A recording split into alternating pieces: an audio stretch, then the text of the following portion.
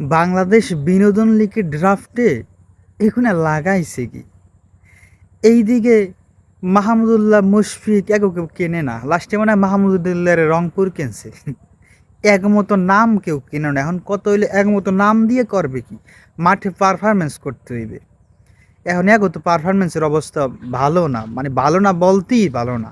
জাতীয় দলে নাই, মুশফিক শুধু টেস্টে খেলে। এইটা তো কোনো ফ্রাঞ্চাইজি তো টাকা দিয়ে নাম কিনবে না, এরা কিনবে পারফরমেন্স। যাই হোক, ওই দিকে আবার নাইম শেখের 1,10,00,000 ঠাইদা কিনছে। এখানে নাইম শেখের বিশাল খুশি হওয়ার কিছু নাই। দিন শেষে দেখবেন বিপিএল শেষ হইবে, নাইম শেখের টাকা পাইবে না। মানে গত বিপিএলের মতো একটা অবস্থা হইতেই পারে যে বিপিএল শেষ হয়ে যাইবে, 1,10,00,000 টাকার নাইম শেখ 10 লাখও পাইবে না, হইতেই পারে। তৌহিদ হৃদয় কিনছে মানে 75 লাখ না 95 লাখ ঠাই দেয়া। মানে আমি একটা বিষয় বুঝি না, যে এই তৌহিদ হৃদয় ব্যাটই চালাইতে পারে না, লেগ সাইডে লেগছে, এই তৌহিদ হৃদয়ের কী দেখতে কিনছে? মানে তোমাকে টাকায় কামড়ায়। ওইদিকে লিটনের কিনে আবার 65 লাখ ঠাই দেয়া।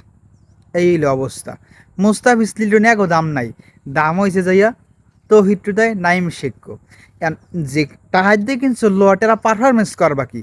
হেইপার যখন পারফরমেন্স খারাপ করবে তখন কইবে তুই ঠাইতে প্লেয়ার কিনছি, তারা পারফরমেন্স কই?